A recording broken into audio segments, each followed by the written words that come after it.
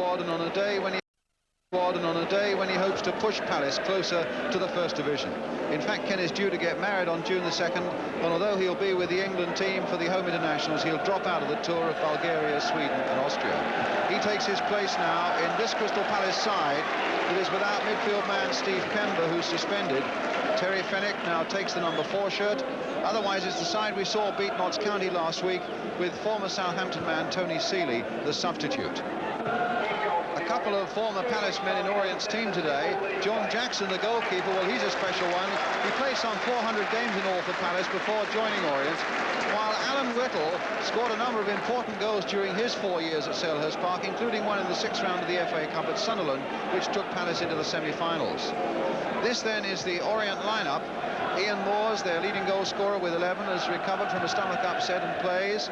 The defender Bill Roffey, and he's another ex-Palace man, is ruled out through injury. Bobby Fischer wears the number 3 shirt, and Tunji Banjo comes in as substitute. The referee today is Derek Civil from Birmingham, and now this big and noisy crowd with so many Palace fans in it is ready for the start of what could well be Palace's most important game of the season. And away we go then. Crystal Palace in the yellow shirts and black shorts, attacking the goal to our right. Orient in that all-white strip with the red bands on it. And a day that really could mean so much to Crystal Palace. They could fight their way into the First Division on this very day. Hinchelwood turning the ball in there, and Gray only half getting it away. The header by Whittle, it only comes here to Murphy. And Nicholas... now Sanson, touchback for Cannon. Indeed, if any of the top 3 in the 2nd Division today lose and Palace win, they go into the First Division. And if Sunderland get beaten at Wrexham and Palace only draw here today, Palace will go into the First Division. That's how tight and intricate and exciting now it is at the top of the 2nd Division. Not that Orient will offer them any favours today. In fact, with Peter Angel in charge, there is of the side. Jimmy Bloomfield, the Orient manager, underwent a stomach operation this week. We're delighted to tell you that he's come through it well. He's on his way to recovering now, and I'm sure big match fans everywhere wish him great good health. Certainly there's a wealth of experience in the midfield for Orient today, with Grealish, Whittle and Coates. Palace really have got to go battling hard to overcome that, because Whittle there's on the left and Grealish on the right. Number 4, Tony Grealish.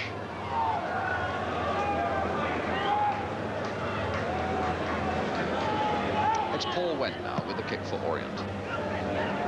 Hinchelwood versus Moores. Moores nodding it on. Oh, my word, and Mayo very nearly got in there. There was hesitancy, and look at the discussion going on there between Burridge and Cannon. And Cannon not at all happy with the way that Burridge seemed to hold off there as that ball came floating in. I can't think what John Burridge was thinking about. He's normally so positive, and Mayo very nearly tucked it in. So Mayo right up there, Orient's player of the year. Looking for this corner, and it'll come to Grealish. Hit first time, but hit wide of Palace's goal. And John Burridge doing a lot of talking there to that Orient, to that Crystal Palace defence.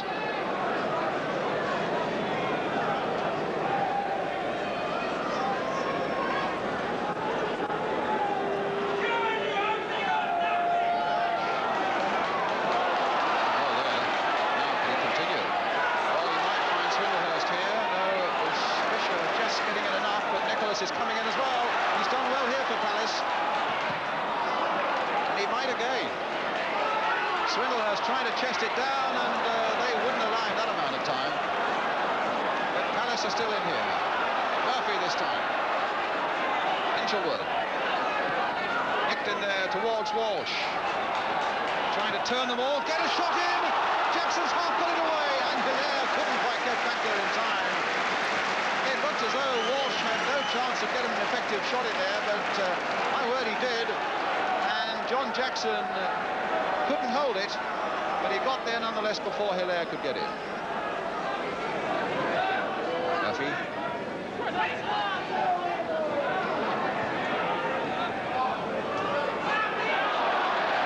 kick, but it wasn't given. And Houghton very nearly played it back into trouble. And here's Sanson, who might cause trouble yet. Crossed in there for Hilaire. Can he turn and hit a shot? He can, my word, it wasn't very far away. Again, Sanson with that great strength and skill of his, getting there and getting the ball to Hilaire. The turn and the floating shot. Floating wide of the Orient goal. Now it's with Houghton. That's a free kick to Orient. Chidozi brought down.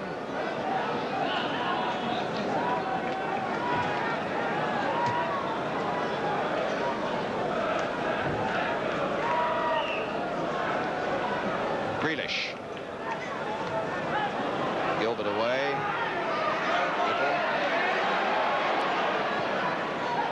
Mayo.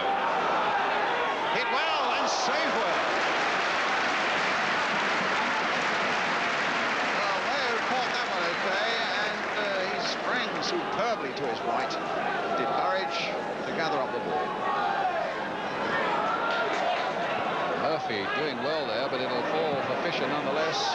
Only Chidozi is up, and Sanson was in control there and had to challenge Grealish and lost it, and now this could be dangerous for Palace as Chidozi takes it up for Orient. Well, with Mayo and Grealish off, and Burridge then threw the ball and lost it. Mayo and Grealish having made such a good run through the middle, it just required a good ball in from Chidozi there.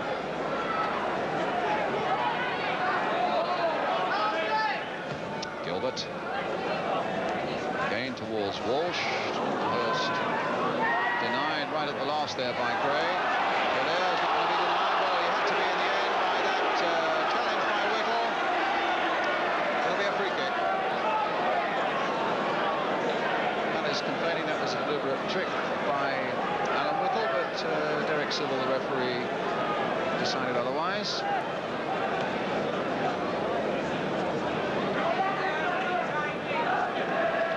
So you can see it's way right of the goal as Palace look at it. Fennick. Hilaire! And the shot saved by Jackson, but he had a lot of trouble saving it. Nice little touch there, and a blaster from Hilaire. Jackson in a spot of bother, but managed to grab hold of it before Murphy could come in and finish it off. There's the half-time whistle, though. Terry Venables going off to find the right words, presumably words that will calm this young side down to keep them on course. And indeed, the goalkeeper, John Burridge, who's had to make a couple of important saves and a punch as well. Well, he's kept a number of clean sheets, 10 in the last 16 games, in fact, that has really helped to push Palace where they are, and he's halfway to making it 11 in 17. A half-time score then here at Orient, with a lot still to come on the big match. Orient 0, Crystal Palace 0, and we'll be back with the second. It's Orient as we welcome you back to Brisbane Road, who get us away. At the start of the second half, Orient now attacking the goal to our right. Let me remind you, Crystal Palace in the black shorts.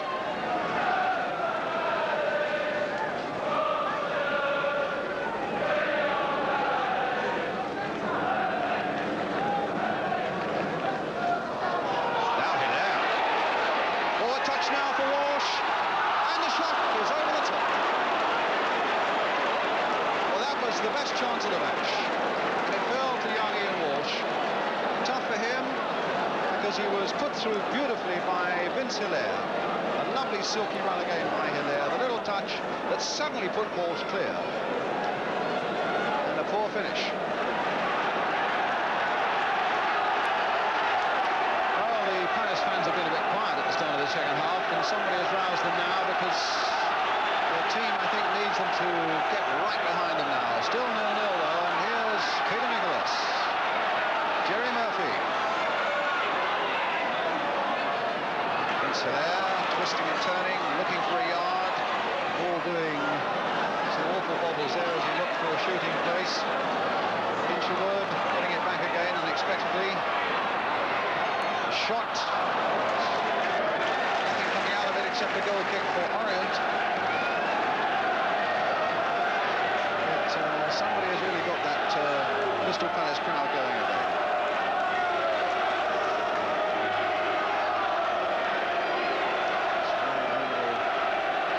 supporter there. Can you see him shouting Eagles? That's a beautiful, beautiful. Well, the youngest Palace supporter in the ground, probably. And who knows, it might be a historic day yet. 0-0 the score, but Palace looking desperately for 2 points. Well, plenty of older Palace fans there. An equally good voice.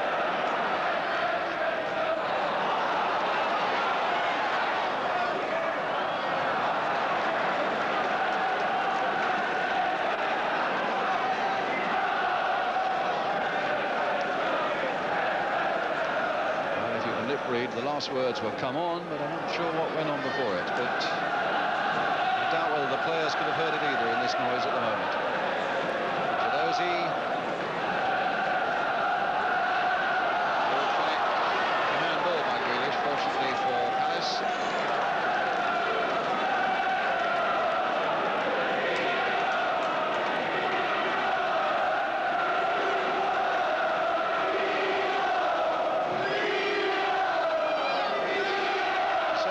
Intentionally in Victor's box, the gentleman in the spectacles there, Raymond Bloy, on the right, in the dark overcoat. He's sorting a few things out financially, I think, for Crystal Palace. Now it's up to the players here to sort out this last big push into the First Division.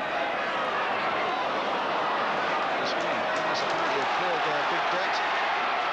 And here's Sanson crossing it in, and the goal!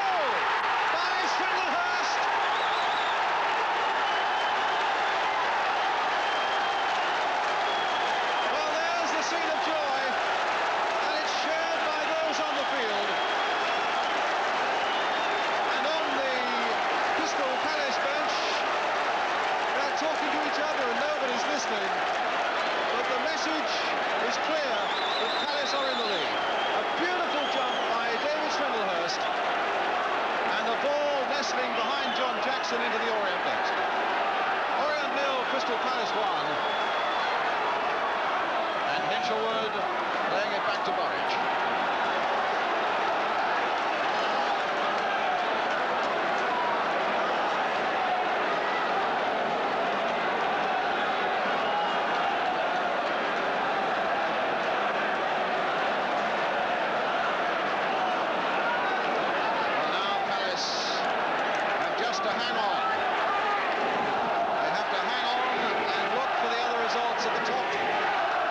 Second division, because that goal by Swindlehurst as we stand at the moment, who knows, could be the one to put them in the First Division.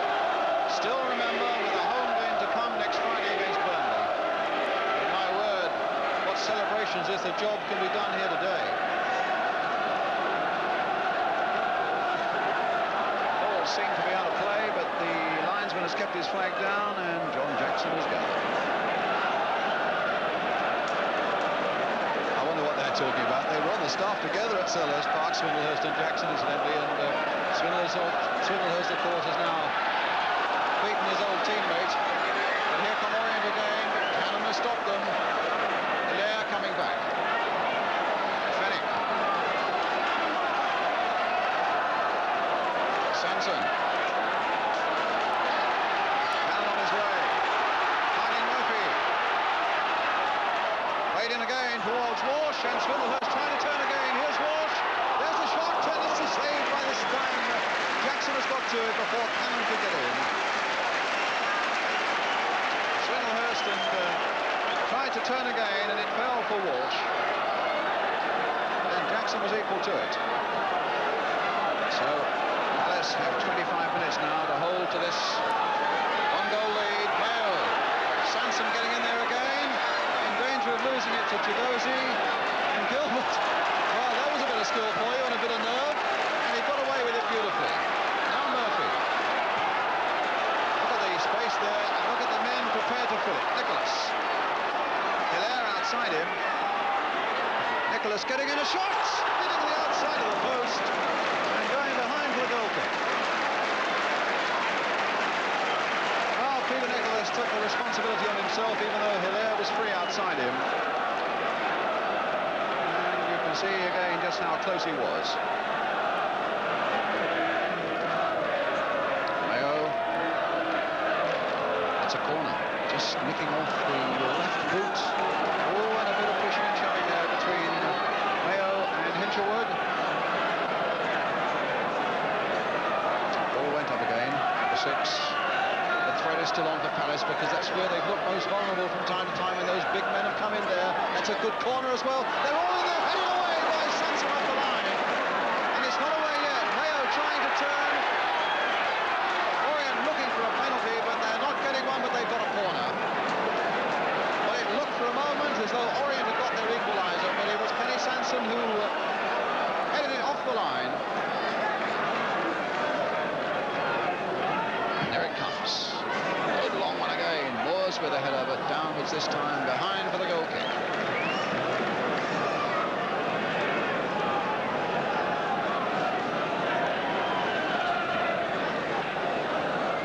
Well, they've gone a bit quiet. In fact, they really got shouting, and that got Palace on the move, and it led to a goal. The magic worked. And I think the Palace players will be looking for further encouragement from them now. Nice touch by Walsh. And look who's up there again, Kenny Sanson. Playing for Vince Hilaire. Brought down, and the referee judges that to be a dive. Eric Civil deciding that there was no penalty there. Oh, there. Oh, my word, what's happening there now? Whittle involved. And the referee will need to get in there very quickly. He's in fact calling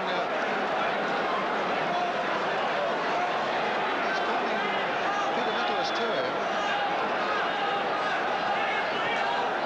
And what's happening to Nicholas now? And Whittle. Hilaire's going in there. I thought it had nothing whatsoever to do with it. It's yellow card time for the pair of them.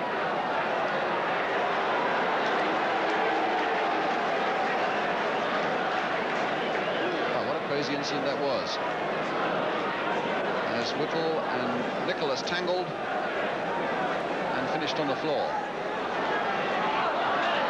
Murphy battling with Grealish, and in fact he just got a touch there, and Jim Cannon handled the ball as it went by him. It's a free kick again to Orient. On my watch, about 3 minutes to go.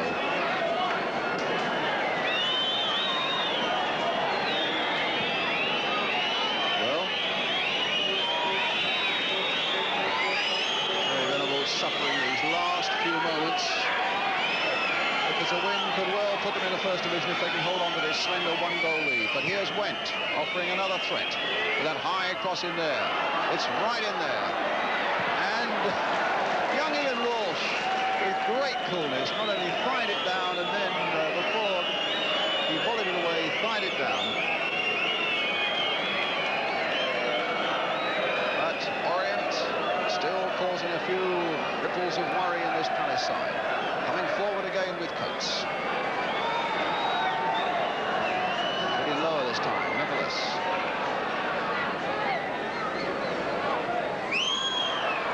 It's a throw to Orient. All Palace want to do is to get the ball to the other end. Whittle. Coates. Played in again to the big man. But big Jim Cannon got there, and then the big boot of Murphy. Well, he puts it up into the crowd. They can't get possession again properly, can Palace at the moment. With a matter of 2 minutes to go. Mayo, frantic whistles from the Palace supporters. Chiedozie turning it in again. Billy Gilbert, and that's going to be a corner. So there's no let-up on this pressure for Crystal Palace. Scarcely having anything to say at the moment, watching with bated breath as Terry Venables is himself as Coates puts it in, and it's covered at the highest point beautifully by Burridge.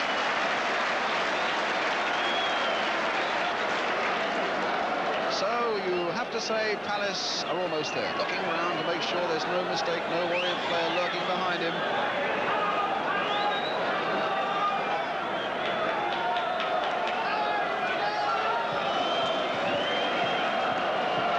Inside the last 30 seconds now. Crystal Palace leading 1-0, and the First Division is now really beckoning them.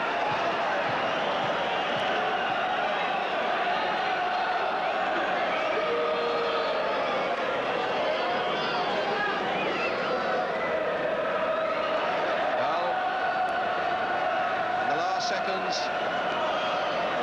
And it's really a question now of what others have done around them. Palace have done all they can do, except they still have this one home game to come.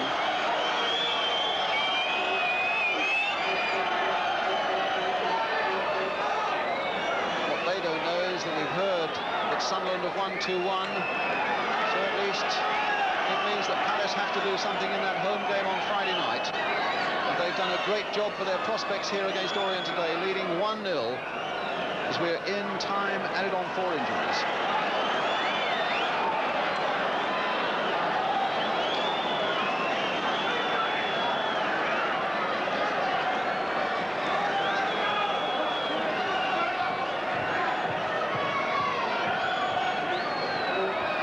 That's a goal kick. Again, the referee looked at his watch.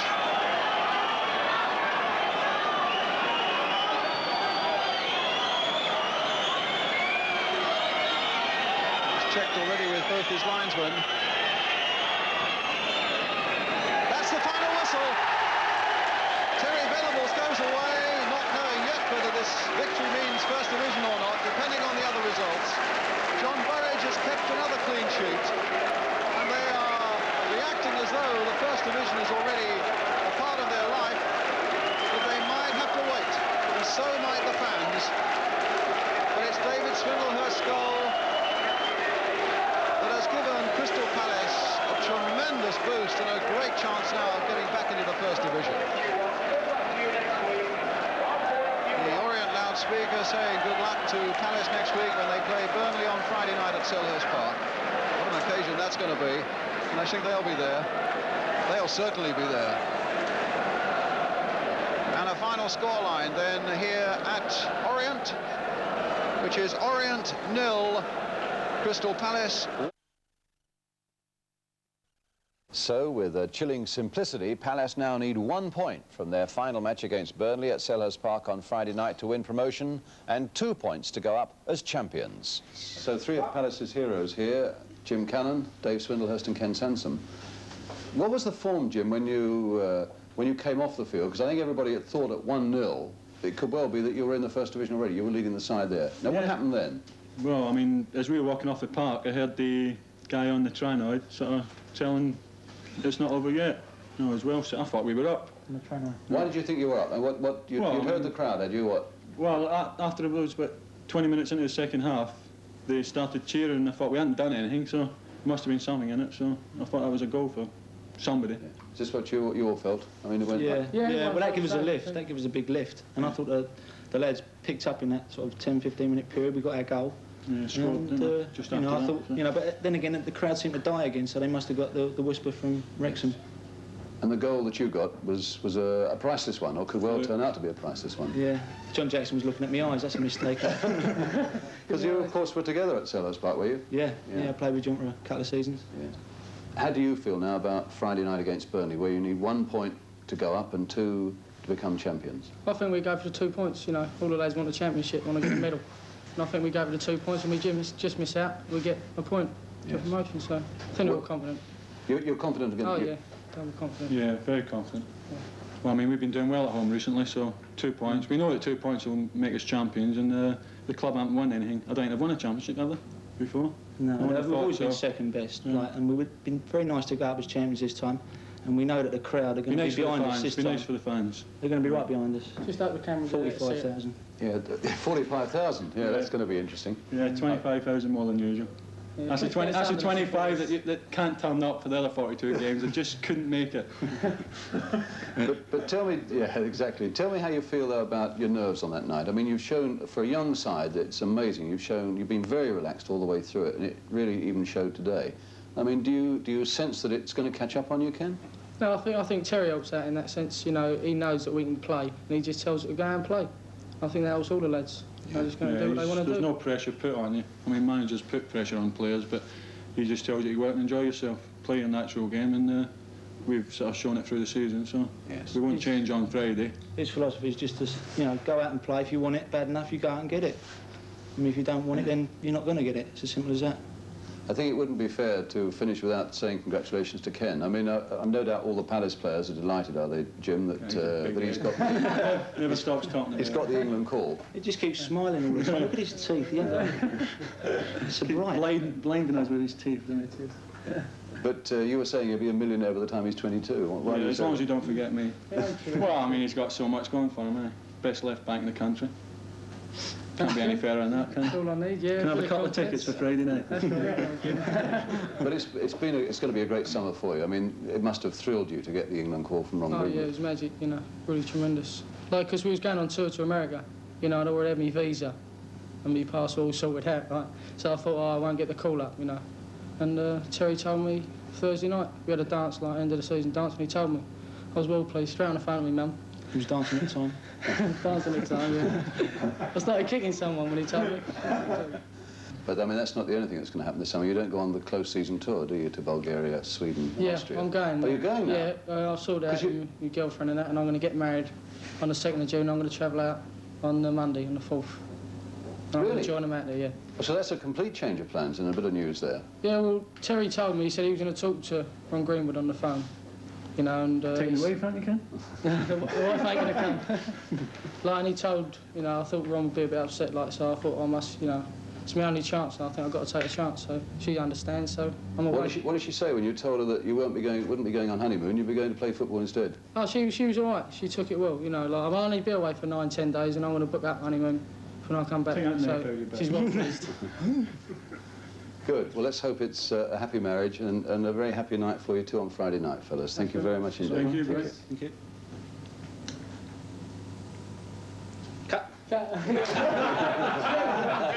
Palace players doing everybody's job as usual, and they're, of course, also paying tribute to Terry Venables and his philosophy of letting the players there enjoy their football.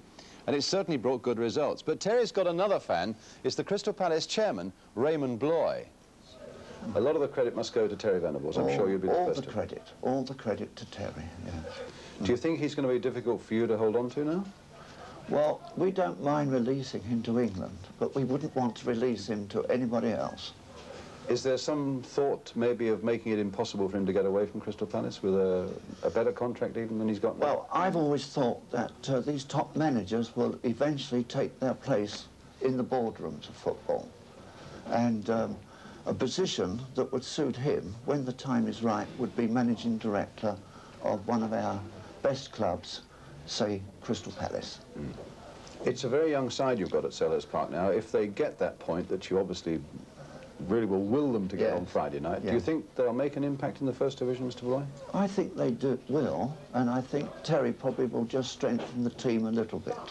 Yes, I've great hopes. Yes, and when you say strengthen the team, that also means money, and that's always been a problem at Crystal Palace until now. What is the situation there now? Well, we're getting more liquid, cash-wise now, and when I first took the club over, we owed quite a lot of money, but we don't today.